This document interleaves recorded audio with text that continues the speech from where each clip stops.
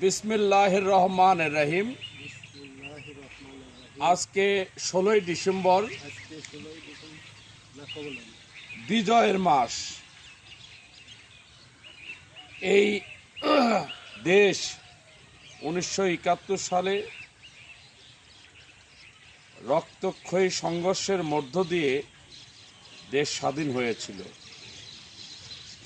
আমরা পরাধীনতার কাছ থেকে স্বাধীনতা লাভ করেছিলাম।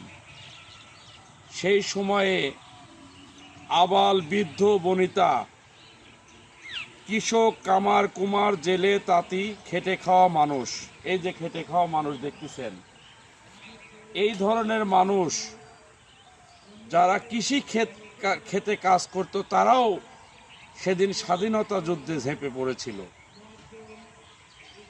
সেই 1971 সালে তো তখন যুদ্ধ করার তেমন কোনো হাতিয়ার, অস্ত্র মানে সরবরাহ তেমন কিছু না থাকলেও লাঠি কুদাল হাতি মানে নিয়েও হাসিয়ে কাশিলেও যুদ্ধ করেছে, তাই না?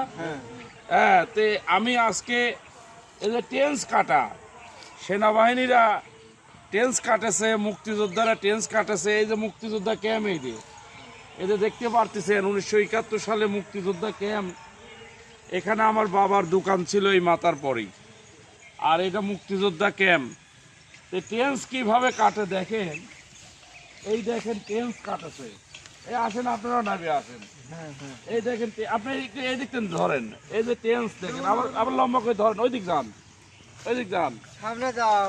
এই যে টেন্স, এই মানে সেনাবাহিনীর গুলির থেকে বাঁচার জন্য এই যে টেন্স কাটেছে। আসেন, নামে আসেন। এই টেন্সগুলো দেখতেছেন, এই টেন্সগুলো আরো গর্ত ছিল সেই সময়। টেন্সগুলো কাটেছে আর এইরকম করে অস্ত্র ধরে মানে গুলি করেছে, আর এর মধ্যেই পলাইছে। এই যে গুলি, এই যে 303 রাইফেল দিয়ে গুলি, এই তুমি ধরো, ভিডিও ধরো। হ্যাঁ, এই 303 রাইফেল তখন দিয়ে গুলি এই টেন্সের মধ্যে গুলি করেছে। এই সেই টেন্স কাটা দেখে আমার কথা মনে পড়ে গেল।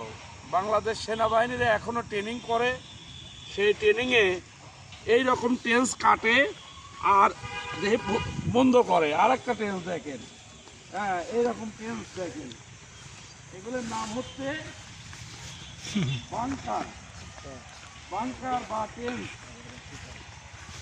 এই যে বাংকার বা টেন্স, এই দেখেন বাংকার বা টেন্স কাটা, এই যে গুলি করে, তাই তো ভাই? টেন্স এদিকে আসেন, টেন্স কাটে গুলি করতো।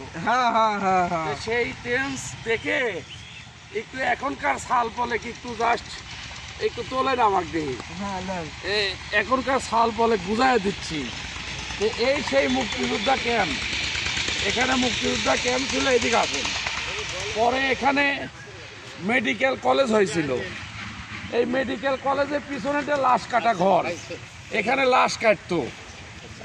মানে মরা মানুষ জ্বালাইতো, পানি, গরম পানি ফুটায় জ্বালায় কঙ্কল বানাইতো, কঙ্কল। আর এই কঙ্কল এই ঘরে নিয়ে এসে ক্লাস করতো। এই ঘরে এসব স্মৃতি আমার চোখের পর দেখা। তে অবশ্যই 71 দেখিনি, এই যে মেডিকেল কলেজ দেখেছি আর কি। এই সব পুরাতন বিল্ডিং, এখন এগুলো অনেক কাজ হচ্ছে। মেন্টাল হাসপাতাল 49টা বিল্ডিং হচ্ছে, আধুনিকায়ন হচ্ছে, এখন কাজ হয়ে যাচ্ছে। তা আমরা মেন্টালের কাছে দাবি রাখবো, এই স্মৃতি বিজড়িত বিল্ডিংটা যেন না ভাঙে, সব ভেঙে শেষ করে দিক।